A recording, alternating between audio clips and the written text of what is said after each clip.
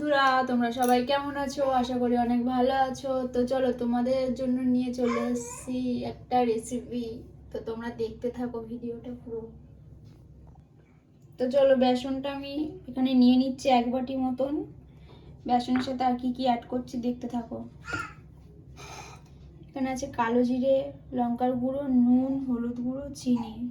নুনটা কিন্তু স্বাদ মতনই দেবে।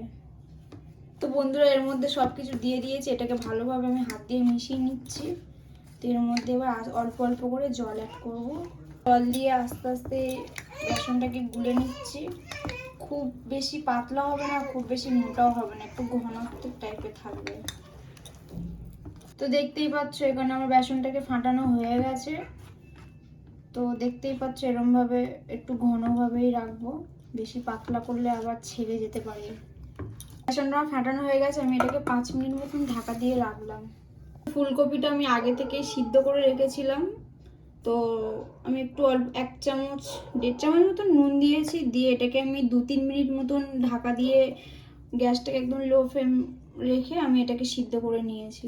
কড়ার মধ্যে আমি তেল দিয়ে দিয়েছি। তেলটা আমার একটু গরম হবে 2 মিনিট মতন। ওকে নিয়ে আমি এক এক করে বেসনের মধ্যে চুবিয়ে নেব। আমার তেল গরম হয়ে গেছে।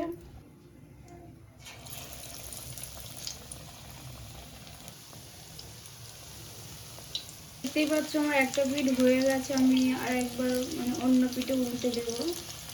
গ্যাসটাকে একটু লো ফ্লেমে রাখার চেষ্টা করবে, নাহলে কিন্তু জিনিসটা পুড়ে যেতে পারে।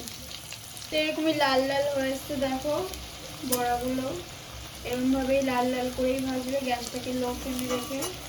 খেতেও খুব সুন্দর হবে, দেখতেও। ফুলকপির পকোড়া আমার এখানে রেডি। দেখতেই পাচ্ছ আমার এখানে ভাজা হয়ে গেছে, আমি এখানে তুলে নিয়েছি। তো আমার এখানে ফুলকপির পকোড়া রেডি হয়ে গেছে। আমি এখানে প্লেটের মধ্যে নিয়ে নিয়েছি। দেখো এরকমভাবেই করবে তোমরা, খেতেও ভালো লাগবে।